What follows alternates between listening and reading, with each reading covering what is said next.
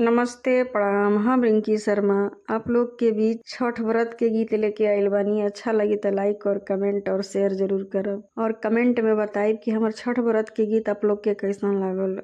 जे हमार वीडियो देखता माई चाची बहिन भाई भौजाई सब लोग के हाथ जोड़ के प्रणाम बा। तो यहीं रहुआ लोग के हम छठ व्रत के गीत सुनावतानी। छठी माई के घटिया पर जन बाजा बजवाइबे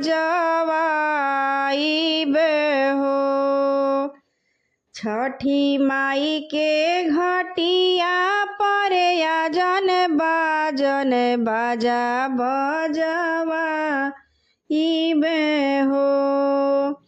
गोदिया में होई है बालकवा त अर्घ देवे जाइबे हो।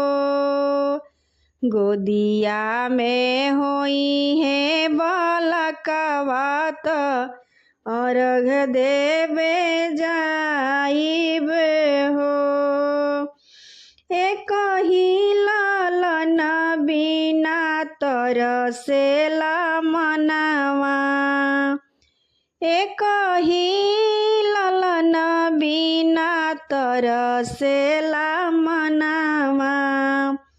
सुना सुना लागे हमरो घरवा अंगनवा।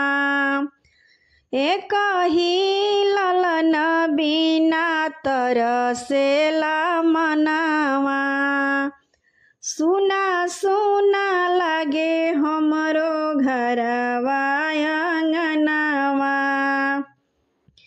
एक ही लालन बिना तरसेला मनवा। सुना सुना लागे हमरो घरवा अंगनवा। पूरी जहिया मनवा के ललसा त जलसा कराइब हो। पूरी जहिया मनवा के ललसा त जलसा कराइबे हो। गोदिया में होई है बालकवा त कोसी भरवाइबे हो। गोदिया में होई है बालकवा त कोसी भरवाइबे हो। मनवा में आस लेके रोवेली बझनिया। मनवा में आस लेके रोवेली बझनिया। कहिया बसैबू छठी माई हमरो तू दुनिया।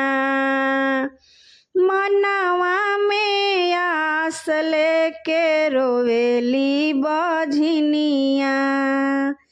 कहिया बसैबू छठी माई हमरो तू दुनिया। ऐसन सुनर फल पाइब त सूरज गोहराइब हो। ऐसन सुनर फल पाइब त सूरज गोहराइब हो। गोदिया में होई है बालकवा त अर्घ देवे आइब हो। गोदिया में होई है बालकवा त कोसी भरवाइब हो। गोदिया में होई है बालकवा त जलसा कराइब हो। छठी माई के घटिया पर जन बाजा बजवाइब हो। छठी माई के घटिया पर आजन बाजन बाजा बजवाइबे हो। गोदिया में होई है बालकवा त अर्घ देवे जाइबे हो। गोदिया में होई है लालनवा त अर्घ देवे जाइबे हो।